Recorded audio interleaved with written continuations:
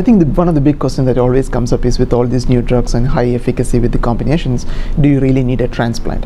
I think the simplest and shortest answer is yes, we still need transplant. Why do I say that? Because there are several recent trials which have shown that even in patients who are getting some of these new drugs, transplant still adds more to that.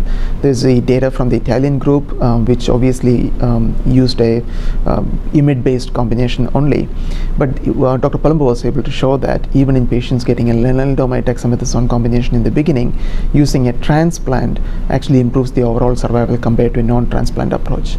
More pertinent to today's discussion is the data from the French trial that used a combination of bortezomib, lenalidomide, dexamethasone, which we are saying is the ideal therapy.